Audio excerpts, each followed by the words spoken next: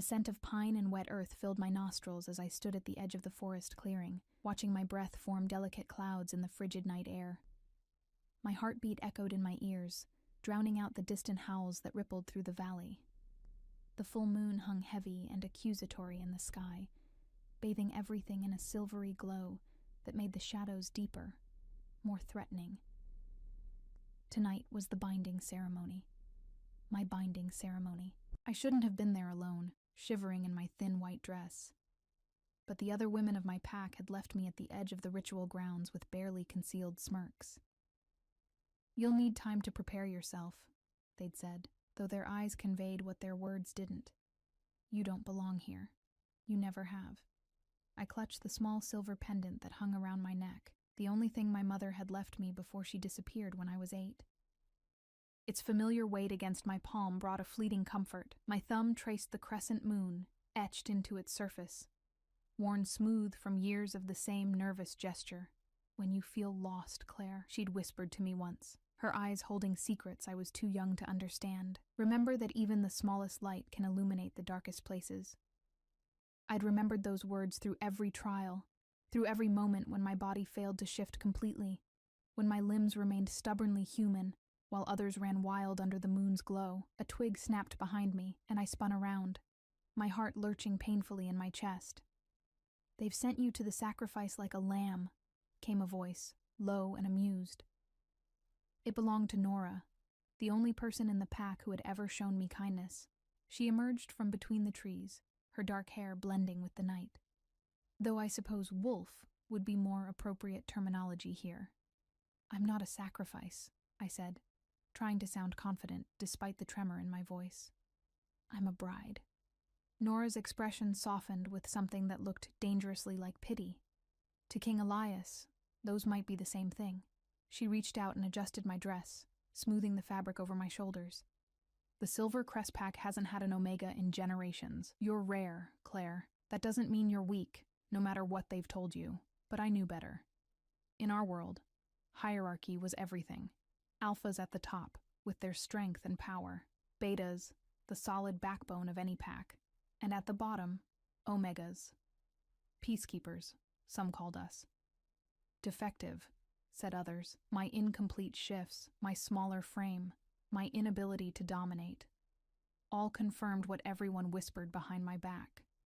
The drums started then, a deep, primal rhythm that vibrated through the ground beneath my feet. Nora's eyes widened. "It's time," she said, pressing something into my palm. A small vial with amber liquid. Wolfsbane extract. Not enough to kill, but enough to... Enough to what? I asked, staring at the poison in horror. "To give you a choice, if you need one." Her eyes held mine, fierce and sad at once. "I've heard stories about the Lycan King, about what happens to those who displease him."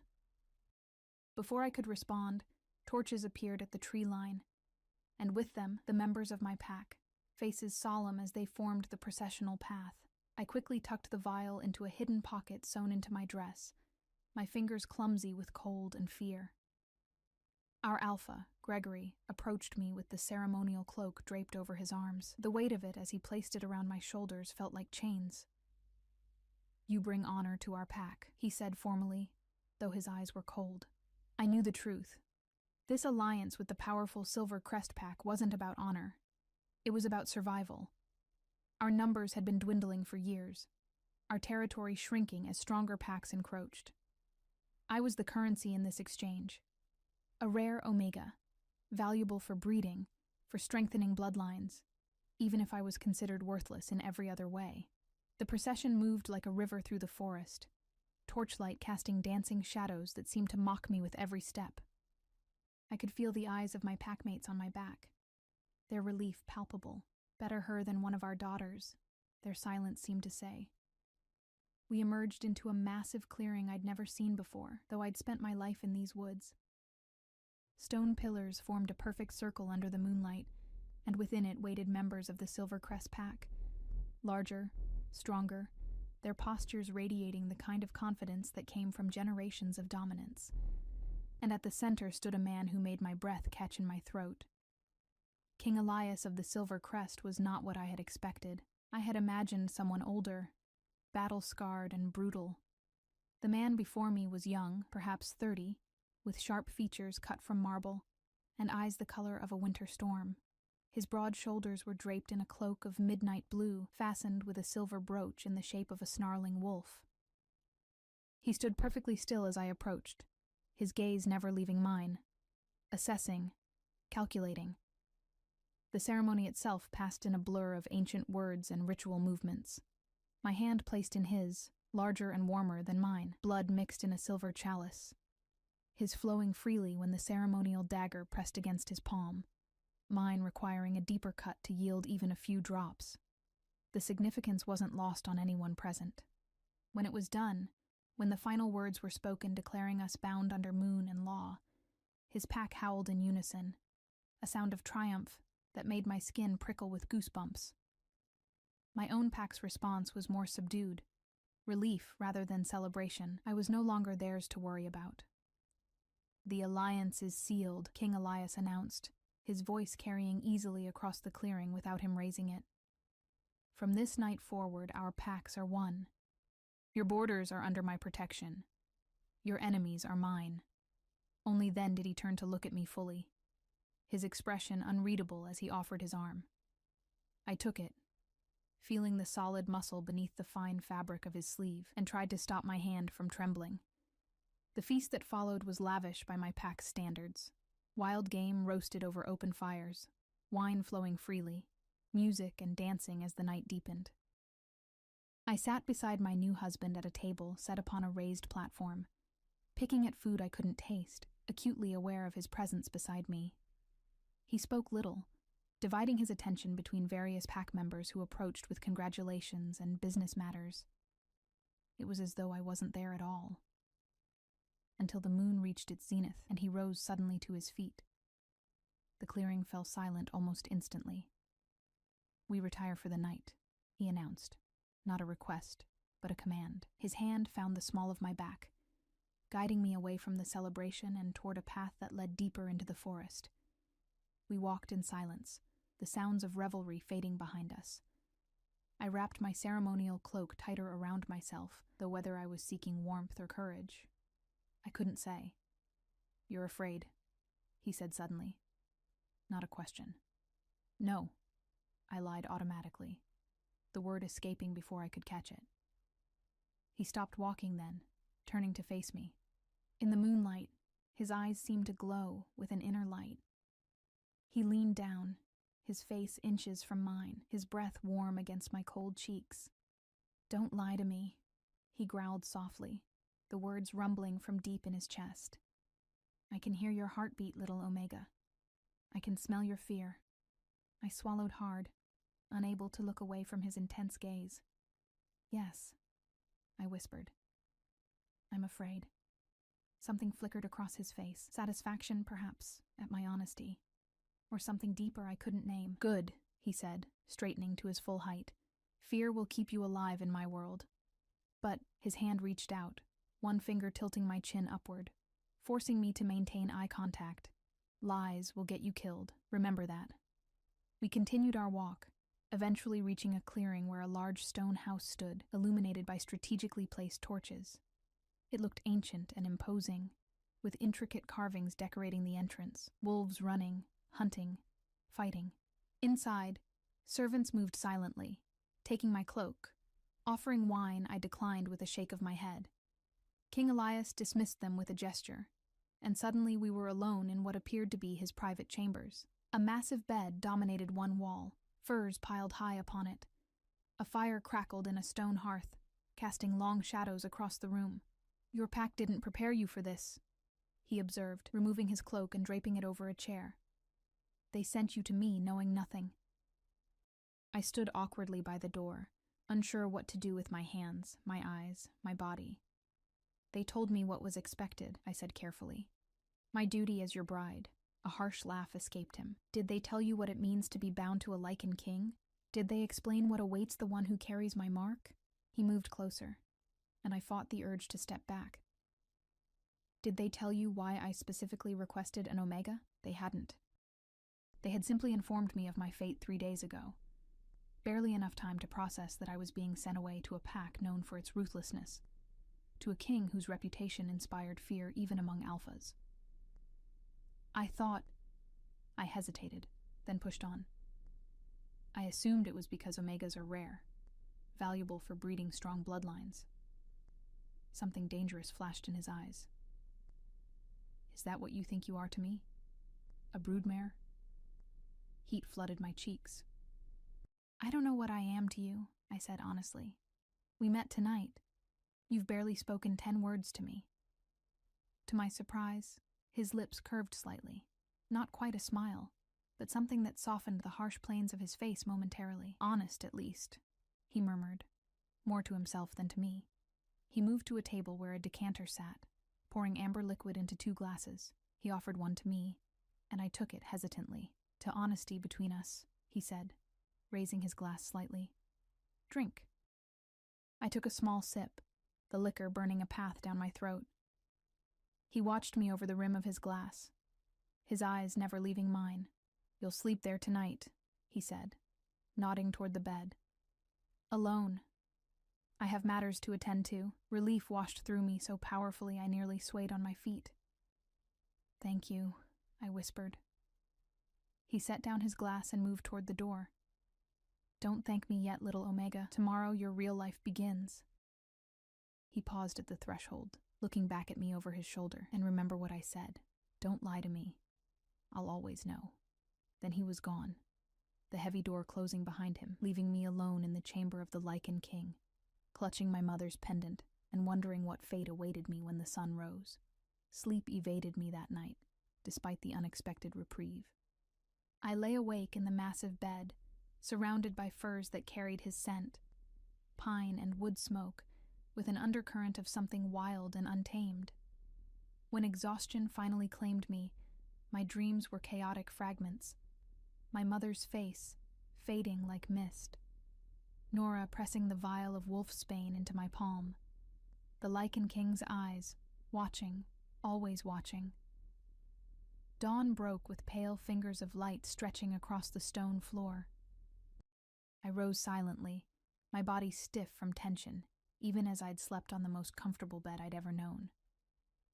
The chamber looked different in daylight, less threatening, but no less foreign. Ancient tapestries depicted hunting scenes and battles on the walls, and the furniture was heavy, carved from dark wood that had aged to a rich patina. A soft knock at the door startled me. A young woman entered, her eyes downcast in deference. My lady, she said, her voice barely above a whisper. I'm Mira. I've been assigned as your handmaid.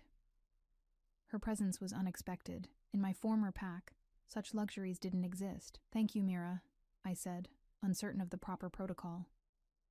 But I can manage on my own. She looked up then, surprise flickering across her face. The king insists, my lady. He wishes you to be prepared for your formal introduction to the court. She moved to a wardrobe I hadn't noticed the night before, and opened it to reveal dresses far finer than anything I'd ever worn. He's requested your presence at midday. As she helped me bathe and dress, Mira proved to be a quiet font of information. The Silver Crest Pack, I learned, was not merely a pack, but a kingdom, with allies and territories spanning 3 mountain ranges. King Elias had ruled for 5 years, taking the throne after his father's death in a challenge from a rival pack. He's a good king, she said as she arranged my pale blonde hair in an intricate style. Firm but fair, the pack has prospered under his rule. And his queens? I asked, trying to sound casual. Has he had many? Her hand stilled for a moment. You're his first, she said carefully. Though many have sought the position, this surprised me. A powerful Lycan king, unwed until now? Why? Mira's eyes met mine in the mirror. It's not my place to speak of such things, my lady. Before I could press further, another knock came at the door, this one louder, more commanding. Mira's eyes widened slightly as she hurried to open it. A tall man with broad shoulders and a severe expression stood in the doorway. Unlike the king, whose power was contained, controlled, this man's energy filled the room like a storm cloud. Dominic, Mira acknowledged, dipping her head. The king's brother. He introduced himself to me, though his tone suggested I should have already known this. His eyes, the same stormy gray as Elias's, assessed me with undisguised skepticism. "I'm to escort you to the Great Hall." I rose from my seat, smoothing down the midnight blue dress Mira had selected. It fit perfectly, as though made for me, the fabric finer than anything I'd ever touched. "I'm ready," I said, though my voice betrayed me with a slight tremor. Dominic's mouth curved in what might have been a smile on a kinder face. "Are you? We shall see." The walk through the stone house, palace really, was silent and tense. Dominic strode ahead of me, clearly impatient with my slower pace. Servants and pack members we passed in the corridors stared openly, curiosity and judgment in equal measure on their faces. They expected someone different, Dominic said suddenly, glancing back at me. "Someone stronger." I lifted my chin.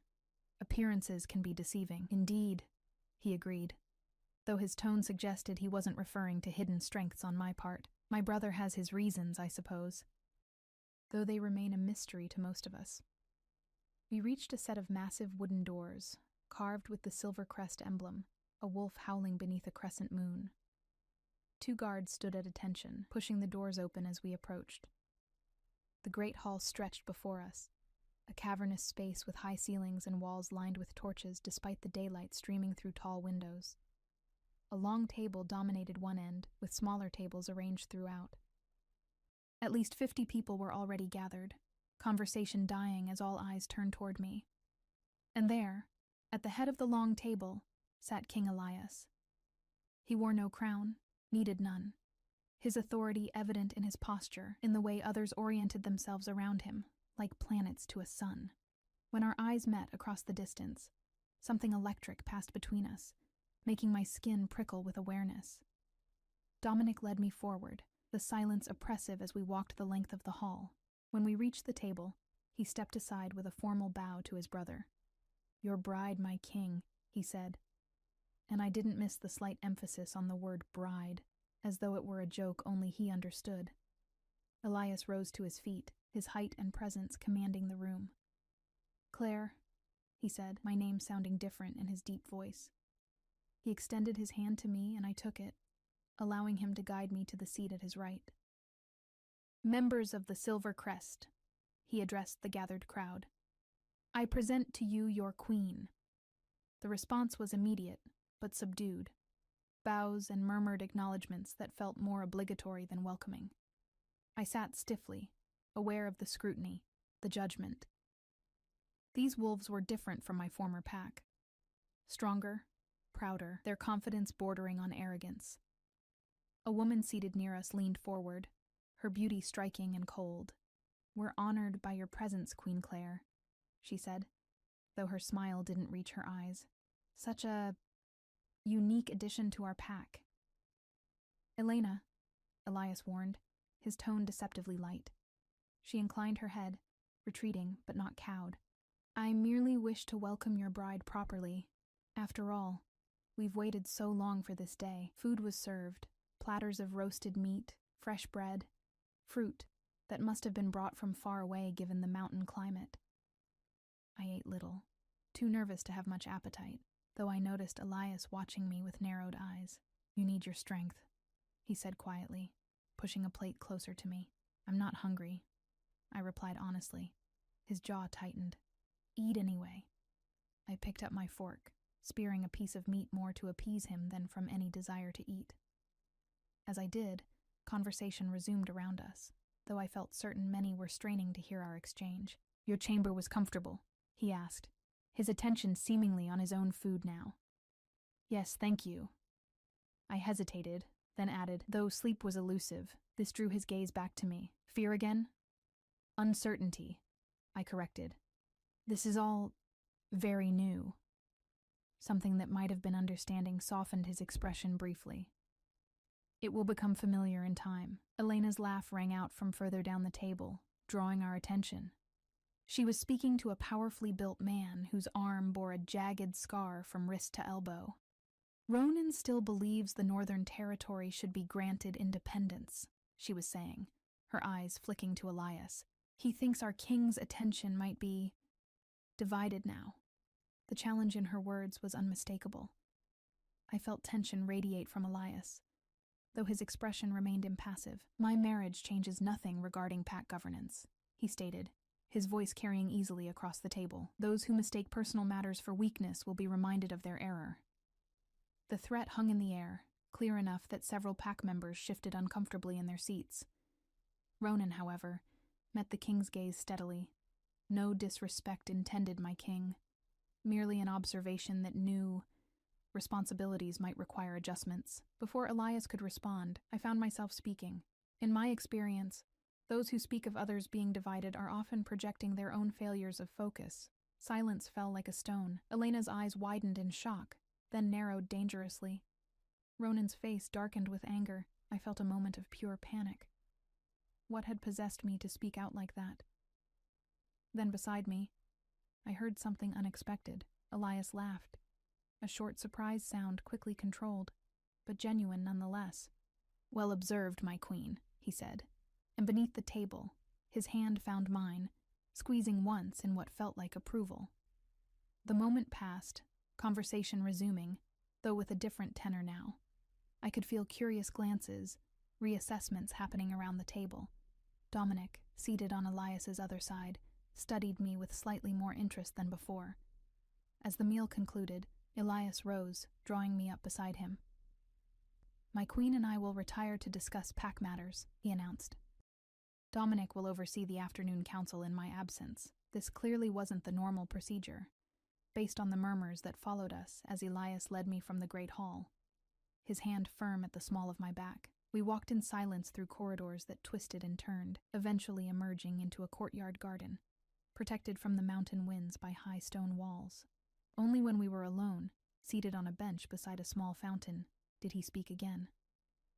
"You surprised me in there," he said, studying me with new interest. I looked down at my hands. I surprised myself. I'm sorry if I spoke out of turn.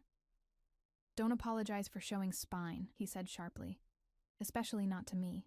He leaned back, his gaze traveling over the garden. "Elena has been angling to be queen for years. Her family is powerful, her bloodline pure. Many expected me to choose her." "Why didn't you?" The question slipped out before I could stop it. His eyes returned to me, intense and unreadable. "Because she wants power, not partnership. Because she would say whatever she thought I wanted to hear, truth or lie." His finger traced along my jawline, a touch so light it might have been imaginary. I needed someone who would speak truth to me, even when afraid. "I'm not," I began automatically. "Don't lie to me," he said softly. The same words from the night before, but somehow different now. "Your heart is racing again, little Omega." I swallowed hard. "Fine. Yes, I'm afraid. Wouldn't you be in my position?" He considered this, then nodded once. "Yes, I would. Fear is natural when facing the unknown." He stood abruptly, extending his hand to me. "Come. There's something you need to see." I placed my hand in his, allowing him to guide me deeper into the palace grounds. We walked through winding stone pathways, past gardens still green despite the mountain chill, until we reached what appeared to be the edge of a cliff. "Look," Elias said, gesturing outward. The view took my breath away. From this vantage point, I could see the full expanse of his territory. Dense forests stretching into the distance, a silver ribbon of river cutting through the valley below, and beyond that, mountains rising like jagged teeth against the sky. Smoke rose from settlements scattered throughout the landscape, evidence of life, of community. "This is what I protect," he said quietly. "These lands, these people." 7 packs united under Silvercrest leadership. I understood then what he was showing me. Not just territory, but responsibility. "It's beautiful," I said honestly. "And dangerous." His tone darkened. "Rival packs press against our borders. Human settlements expand, bringing hunters and their weapons. Internal disputes threaten our unity." He turned to me, his expression intense. "Do you know why I sought an alliance with your pack specifically?" I shook my head. My former alpha had never explained the politics behind my arranged marriage, only that it was necessary. "Because your territory borders our eastern flank, where we're most vulnerable. Because your pack, though small, knows those forests better than anyone. His eyes held mine. And because it was rumored you had an Omega among you, the first in generations. But why would that matter? I asked, genuinely confused. Omegas are considered the weakest link in any pack. Something flashed in his eyes. Anger, but not directed at me. That's a convenient lie told by those who fear what they don't understand. He began walking again, along a path that hugged the cliff edge. True Omegas are rare. Most packs haven't seen one in centuries. They've become legends, misunderstood and misrepresented. I hurried to keep pace with him, my mind whirling. I don't understand. If not weak, then what are we? Balance, he said simply. Where alphas bring strength and dominance, Omegas bring harmony and insight. A pack with both is unstoppable. Not through force alone, but through perfect equilibrium. We reached a small structure perched on the cliff edge, a simple stone building with a domed roof. Inside was a single room with windows facing in all directions, offering a panoramic view of the kingdom. A large map was spread across a central table, territories marked and annotated in elegant script. Elias moved to the table, his fingers tracing the borders of his lands. My father ruled through fear and strength alone. It worked, after a fashion. But fear breeds resentment, and strength eventually fails. He looked up at me. I need something more sustainable. And you think I can provide that? I asked incredulously. I know you can. His certainty was unnerving, but first, you need to understand what you truly are. He rounded the table, coming to stand before me. Slowly, deliberately, he reached out and placed his hand over my heart. Even through the fabric of my dress, his touch burned like fire. Your incomplete shifts, your smaller form, these aren't weaknesses, they're adaptations. Your body conserves energy for other gifts. His voice had dropped to almost a whisper. You can sense emotions, can't you? Feel the undercurrents that others miss? I stared at him, shocked. I had never told anyone about the strange sensations that sometimes overwhelmed me, the waves of feeling that weren't my own, the intuitive understanding of others' intentions that came to me in flashes. How did you know? I whispered.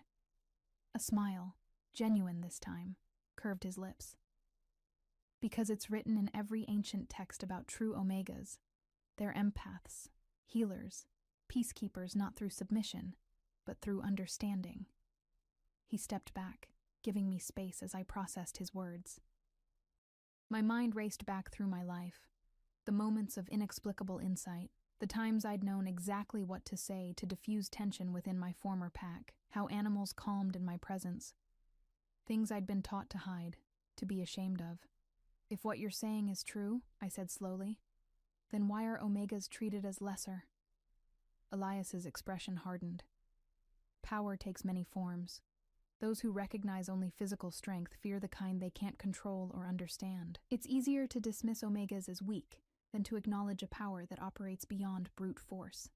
He turned back to the map, his shoulders tense. My father was one such alpha. When my mother, also an Omega, tried to counsel moderation in a territory dispute, he silenced her publicly. That decision led to a war that cost hundreds of lives. The personal revelation surprised me. Your mother was an Omega? Then you're half, he confirmed. It gives me a perspective most alphas lack. I can see the value in both approaches. His fingers clenched on the edge of the table. But I've reached the limits of what strength alone can achieve. The packs grow restless. Old rivalries resurface. We need balance. That's why you chose me, I said, understanding dawning. Not for breeding, but for partnership, he finished. Yes, though not everyone in my pack understands this vision. His expression darkened. Dominic, Elena, Ronan. They represent the old way of thinking. They see your presence as a sign of weakness. And that's dangerous for you, I concluded, pieces falling into place. A king perceived as weak invites challenge. He looked at me with new appreciation. You understand quickly. Yes. My position becomes precarious if they believe I've chosen unwisely. He moved toward me again, his gaze intent. Which is why you must grow into your power, and quickly. I don't know how, I admitted. I've spent my life hiding these abilities, not developing them. I'll help you, he promised. But you must trust me, and I must be able to trust you completely in return. His hand reached up, brushing a strand of hair from my face. Hence my insistence on honesty between us. The gesture, unexpectedly tender, made my breath catch. This close, I could see flecks of silver in his gray eyes, could feel the heat radiating from his body. Come, he said abruptly, stepping away. There's more to show you. We left the map room and continued along a path that descended into the forest. The trees here were ancient, their massive trunks covered in moss, their branches creating a canopy that filtered the sunlight into dappled patterns on the ground. This is the Heart Grove, Elias explained as we walked deeper into the woods.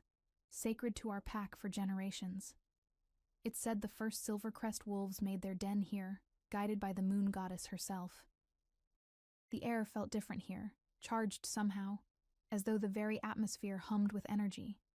I found myself breathing more deeply, drawing in the scent of earth and growing things. It feels, I struggled to find the right words, alive. More than just trees and soil. Elias nodded, watching me carefully. The old magic is strongest here. Can you sense it? I closed my eyes, allowing the sensations to wash over me. There was something beneath the surface, a rhythm like a heartbeat, pulsing through the earth beneath my feet. Yes, I whispered, opening my eyes to find him watching me with satisfaction. Most can't, he said. Even full-blooded wolves. But Omegas have always been more sensitive to the old ways, the magic that binds all living things. We reached a clearing where a single massive tree stood, its trunk so wide it would take 5 people holding hands to encircle it. Its bark was silver white, luminous even in the daylight, and its branches reached toward the sky like supplicating arms. The mother tree, Elias said reverently, the heart of our territory. As long as it stands, Silvercrest endures. I approached the tree, drawn by an instinct I couldn't name. When I placed my palm against its bark, a jolt ran through me. Not painful, but intense, like plunging into cold water. Images flashed before my eyes. Wolves running through moonlit forests, battles fought and won, ceremonies conducted in this very clearing through countless generations. I gasped, pulling my hand away. I saw the past, Elias finished, watching me with fascination. The tree holds memories. Few can access them. He stepped closer. What did you see? I described the fleeting visions, and his expression grew thoughtful. The tree showed you our history. It recognizes you as queen. The weight of that statement settled on my shoulders like a physical burden. I don't know if I can be what you need me to be, I confessed, voicing my deepest fear. What if I fail? What if I'm not strong enough? Strength takes many forms, he reminded me, echoing his earlier words. He took my hands in his touch surprisingly gentle for one so powerful. I didn't choose you because you were already perfect for this role. I chose you because I saw the potential for what you could become. Something in his expression, in his voice, made my heart beat faster. This wasn't just political calculation. There was something more personal in his gaze. Why me specifically? I asked. There must be other Omegas in the world. A shadow crossed his face. Vanishingly few, most are hidden away, protected by their packs, or exploited. His hands tightened on mine. When I learned of your existence, how your pack failed to recognize your value, I knew I had to act. So this marriage is a rescue, not just an alliance? I couldn't keep the edge from my voice. His mouth curved slightly. Perhaps both.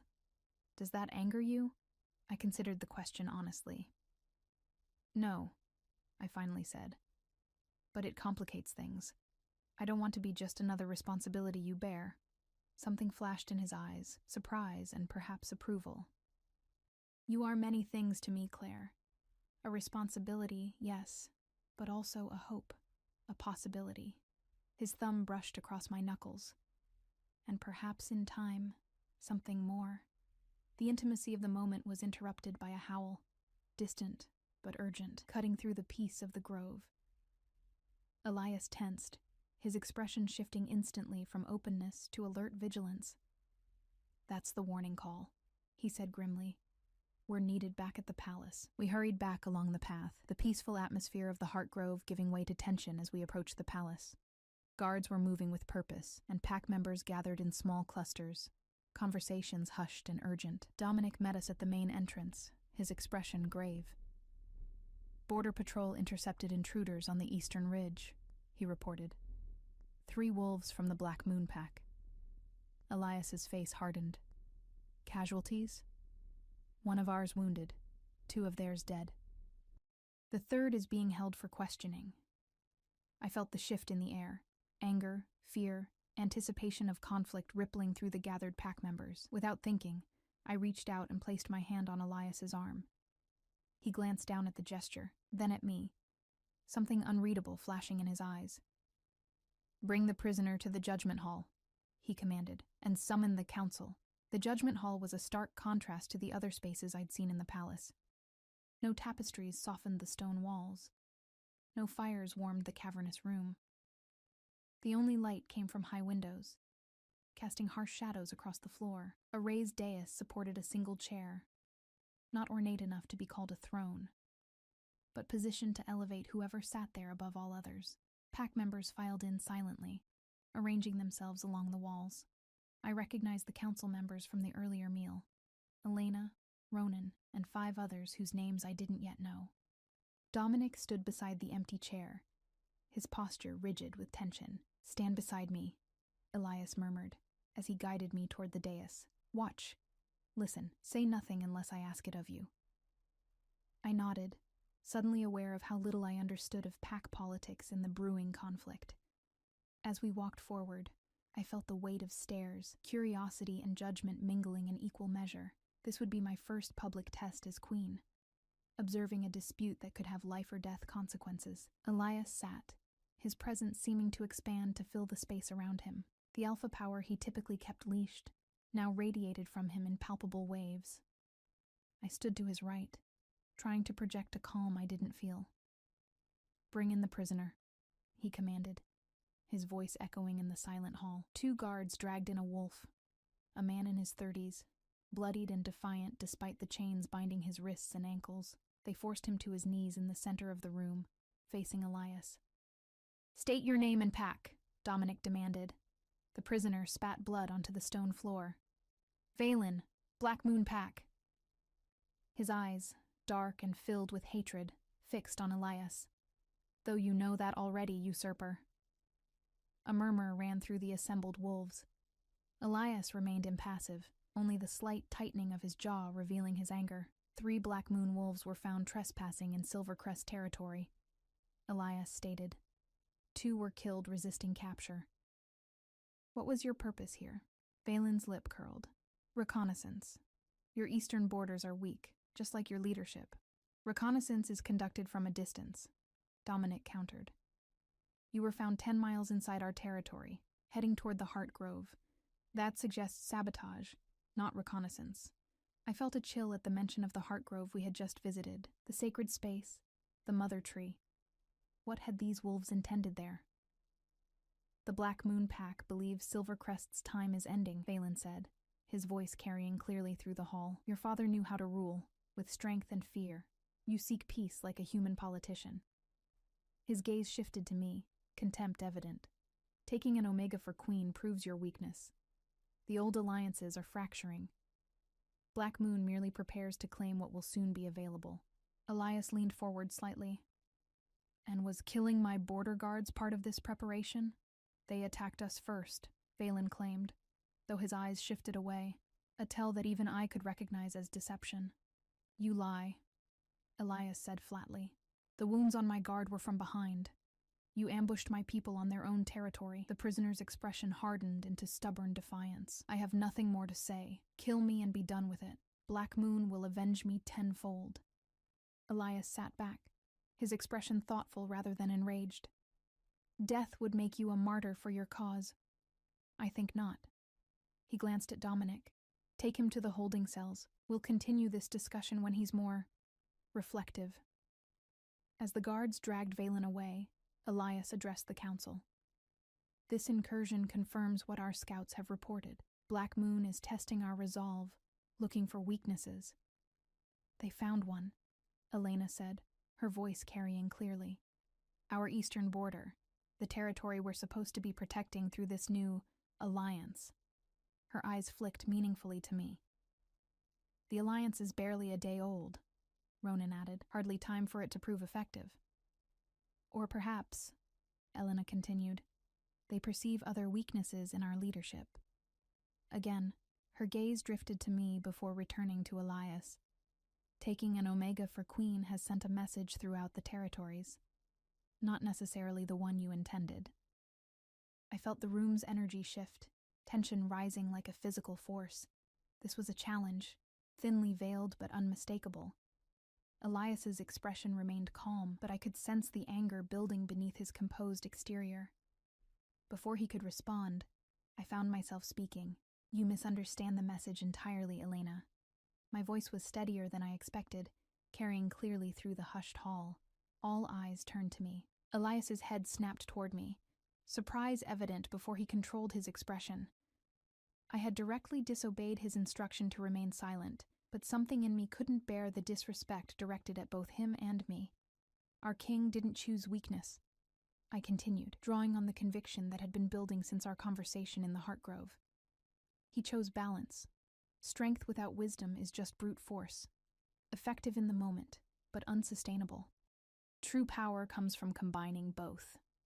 I stepped forward slightly, feeling a strange calm settle over me as I addressed not just Elena, but the entire council.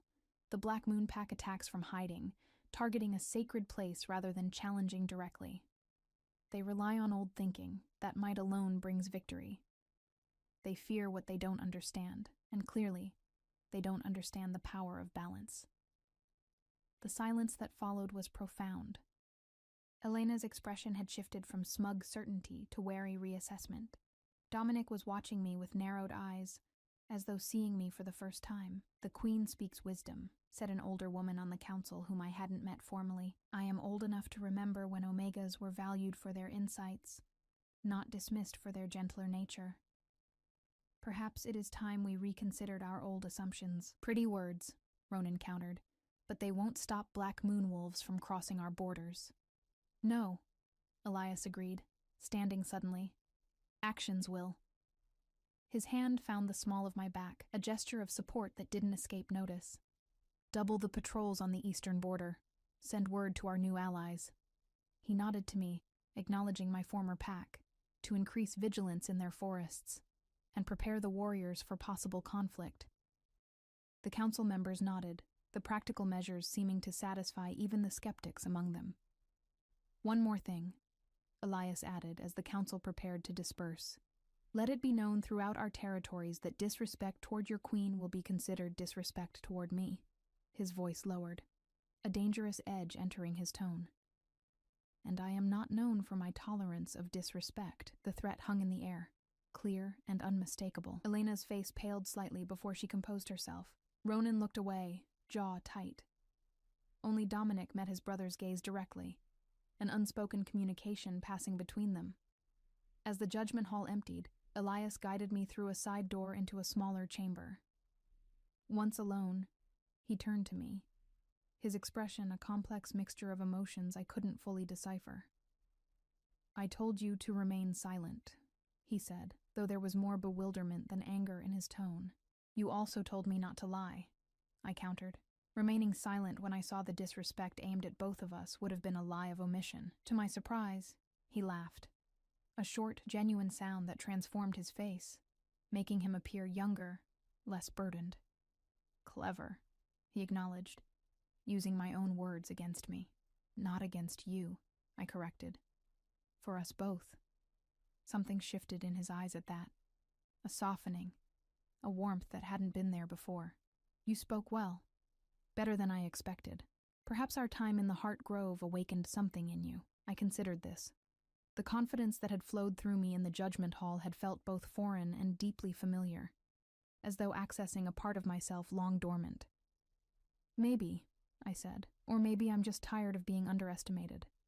His smile faded, replaced by something more intense. Elena will not forgive that display easily. You've made an enemy today, I think she was already my enemy, I replied honestly. At least now she'll see me as a worthy opponent, rather than a convenient target. Elias stepped closer, his hand reaching up to cup my cheek. The touch was unexpected, sending warmth cascading through me. You continue to surprise me, little Omega. His thumb brushed across my lower lip. I begin to think I chose even better than I knew. The moment hung between us, charged with possibility. Then a knock at the door broke the spell, and he stepped away, his hand falling to his side. "Enter," he called, his voice returning to its usual commanding tone. Dominic stepped in, his expression grim. "The prisoner is secured, but there's more news. Our scouts report increased activity along all our borders, not just Black Moon, the River Vale Pack to the north and Shadow Hollow to the west. They're coordinating." Elias's expression darkened. "They smell blood in the water. One successful incursion and they think we're vulnerable." He paced the small room, tension evident in every line of his body. "We need to send a message, something unmistakable, a display of strength," Dominic agreed. "The traditional response would be a counter-raid. Blood for blood." I felt a chill at the casual discussion of violence. That would only escalate the conflict, I said before I could stop myself. If 3 packs are coordinating, they're prepared for traditional responses. Both brothers turned to look at me, Dominic with irritation, Elias with interest. "What would you suggest instead?" Elias asked. I hesitated, uncertain if I should speak freely before Dominic, who clearly still viewed me with suspicion. But Elias's encouraging nod prompted me to continue. "You need to demonstrate both strength and wisdom," I said slowly, thinking through the implications. "A show of force, yes, but combined with an unexpected gesture, something that proves Silvercrest isn't just powerful, but clever." I met Elias's gaze directly. "Something that proves the value of your new approach to leadership." A slow smile spread across Elias's face, predatory and proud at once. "Yes," he agreed. "Exactly that." He turned to Dominic. "Prepare the elite guard. At dawn, we ride to Black Moon territory, not to raid, but to parley, under the old codes that even they dare not violate." Dominic looked skeptical. "A parley?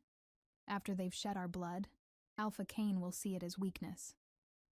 "Not if we arrive with enough warriors to level their settlement," Elias countered. "Not weakness, restraint, control." His eyes met mine briefly. Balance. Understanding dawned on Dominic's face.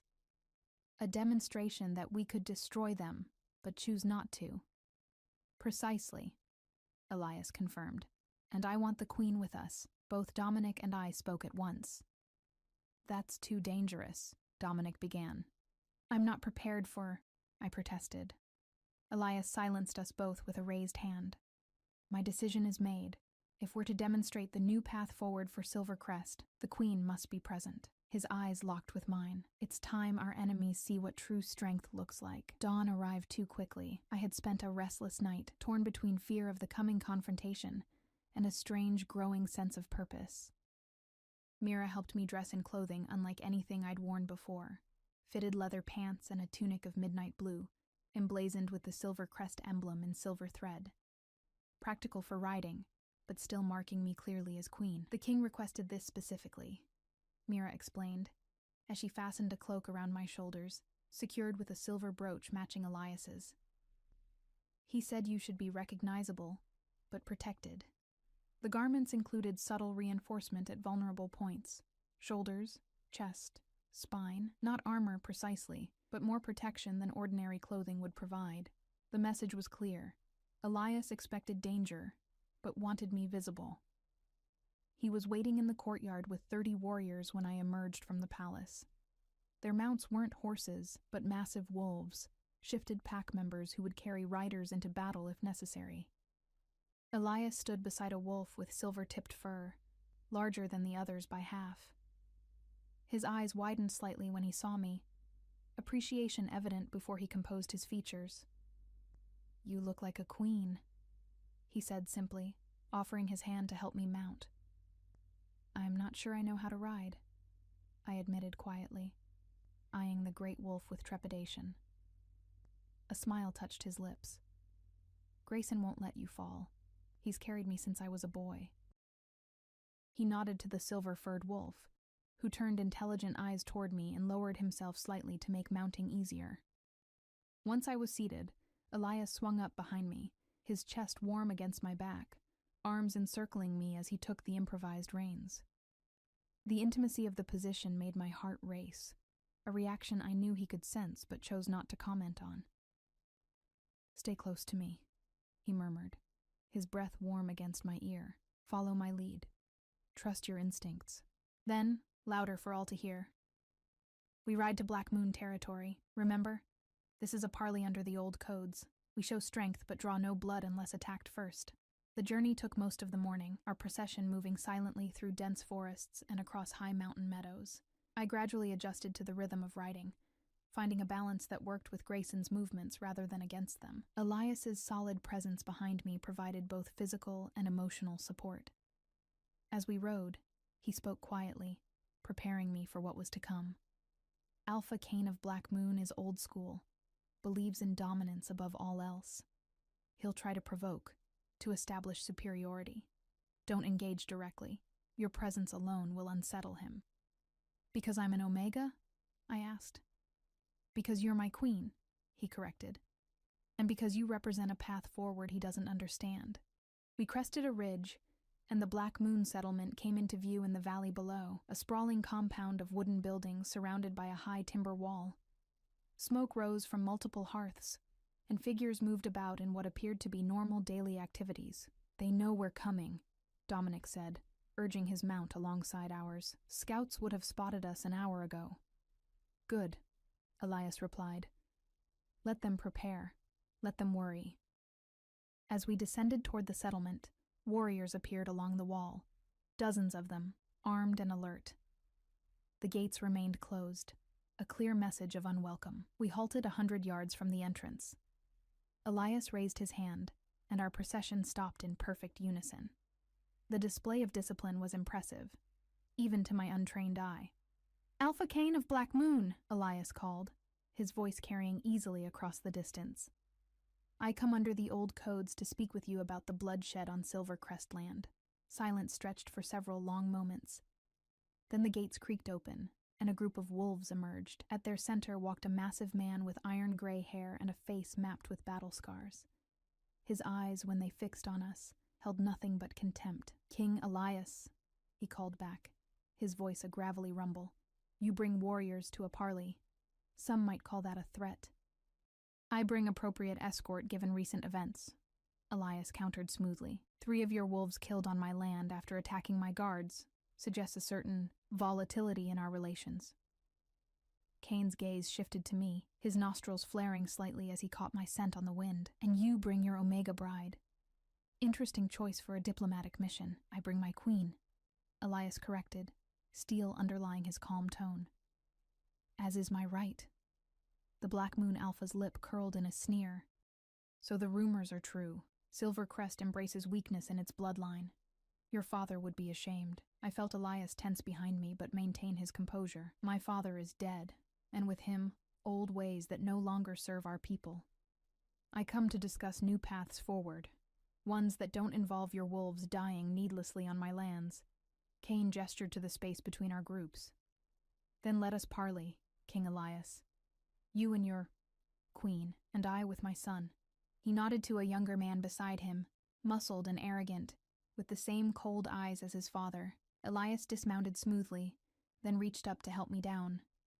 As my feet touched the ground, he kept his hand at the small of my back, a gesture of support that doubled as a claim of possession, clearly visible to the watching wolves. We advanced to the neutral ground between the groups, stopping when perhaps 20 feet separated us from Cain and his son.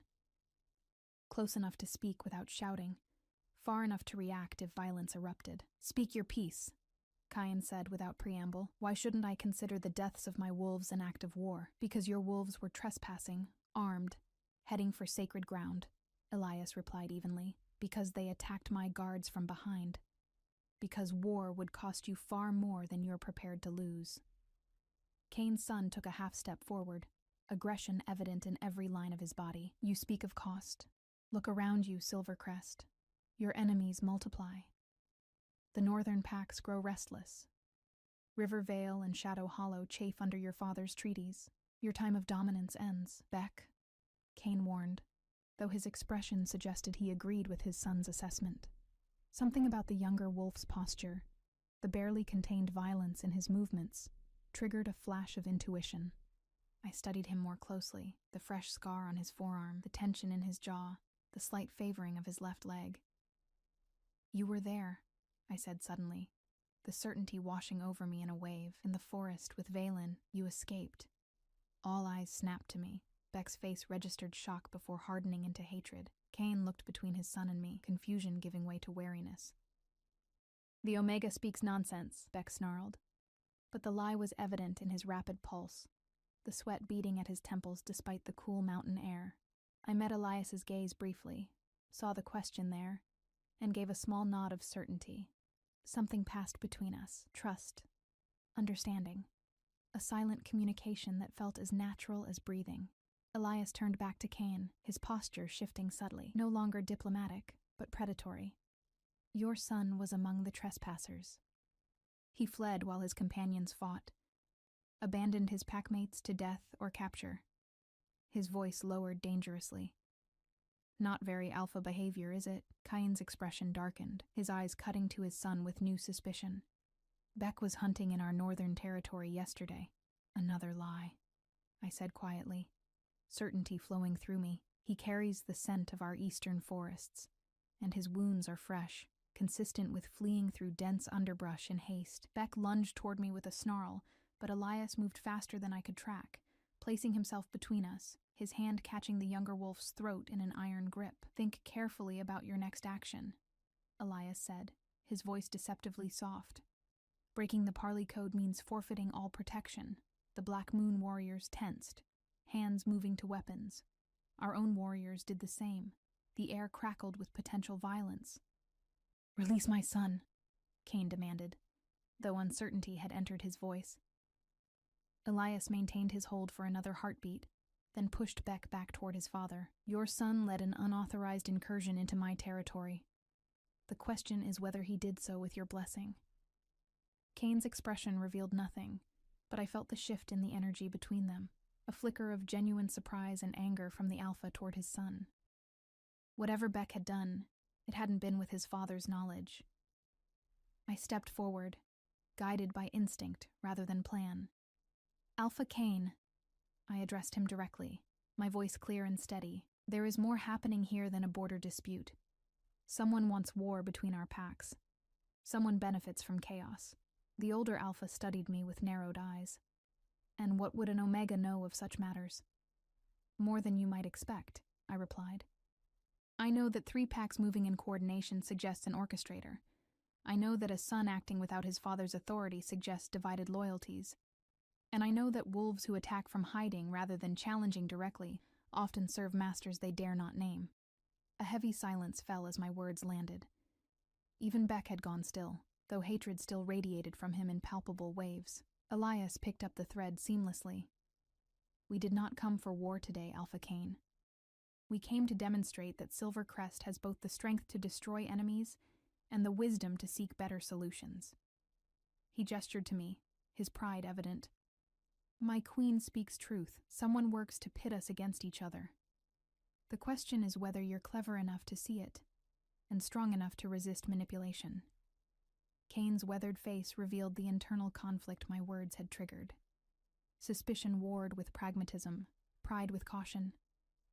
Finally he spoke, his voice gruff.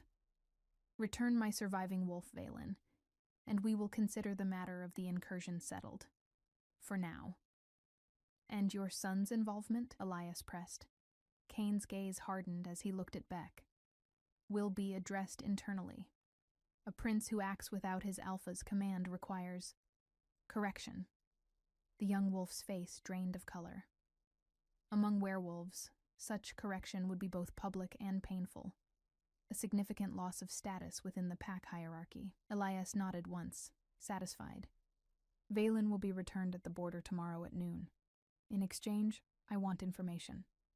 Anything you learn about who might be coordinating efforts against Silver Crest. This serves both our interests. Agreed, Kane said, after a moment's consideration, though I make no promises about what we might discover. The parley concluded with formal gestures. No friendliness, but a wary respect established. As we prepared to depart, Kane approached me directly, his eyes boring into mine. "You are not what I expected, Queen of Silvercrest," he said, his voice low enough that only Elias and I could hear. "Perhaps there is something to this balance your king seeks." I met his gaze steadily. "The old ways are comfortable, Alpha Kane. But comfort rarely leads to growth." A grunt that might have been acknowledgement was his only response before he turned away, barking orders to his warriors to stand down. As Elias helped me remount, his hands lingered at my waist, his expression one of barely contained admiration. "How did you know about Beck?" he asked quietly. I shook my head, still processing the certainty that had flowed through me. "I just knew. I saw him, and something connected, like pieces of a puzzle falling into place." "Your Omega gifts are awakening," he said, swinging up behind me. Faster than I anticipated, the journey back to Silvercrest territory was tense but triumphant. Our warriors maintained vigilance, but the immediate threat of war had been averted. As we crested the ridge marking our border, Elias called a halt, allowing the party to rest briefly before the final leg home. He guided me to a private spot among the rocks, away from curious ears. When we were alone, he turned to me, his expression serious. "You were magnificent today," he said simply. "Everything I hoped for when I chose you, and more." The praise warmed me, but uncertainty lingered. "We haven't solved the larger problem. Someone is still working against you, coordinating your enemies, against us," he corrected gently. His hand reached up, fingers brushing my cheek in a caress that sent warmth spreading through me. "And yes, the threat remains. But today we bought time and sowed doubt among those who would oppose us." He stepped closer, his eyes holding mine. "Claire," he said, my name a caress on his lips. "When I told you not to lie to me that first night, it wasn't just about honesty. It was about trust, about building something real between us, not just a political alliance." "I understand that now," I said softly. His hand moved to cup the back of my neck, drawing me closer until our foreheads touched. "No more lies between us. No more fear." His voice dropped to a whisper. "You are my queen in every way that matters. Today proved that beyond any doubt." When his lips met mine, it felt like completion. A circuit closed, energy flowing between us in a perfect loop. The kiss was gentle at first, then deepened with hunger and need that matched my own awakening desire. His arms encircled me, pulling me against the solid warmth of his chest. For the first time since the binding ceremony, I felt not like a sacrifice or a political pawn, but like a woman chosen, wanted, needed. When we finally broke apart, both breathing hard, his eyes had darkened with emotion. "We face challenges ahead," he said, his voice rough. "Enemies within and without. But together, Alpha and Omega, strength and insight, we are unstoppable." I reached up to touch his face, marveling at how quickly everything had changed. My feelings, my understanding of myself, my place in this new world. "No more lies," I agreed, sealing our pact with words that felt like a vow. "Only truth between us from now on." His smile, rare and genuine, transformed his face. "Come," he said, taking my hand. "Let's go home." As we rejoined the others and continued our journey back to Silvercrest, I knew that whatever challenges awaited us, I would face them not as the weak Omega bride I had once believed myself to be, but as a queen coming into her power, balanced perfectly alongside the king who had seen my true worth when no one else had. The pendant my mother had given me rested against my heart, its familiar weight a reminder of her words. Even the smallest light can illuminate the darkest places. Perhaps that had been her gift to me all along. Not just the silver token, but the knowledge that what others saw as weakness could become my greatest strength. As the Silvercrest Palace came into view, gleaming in the afternoon sun, I felt something I hadn't experienced in years. I felt home.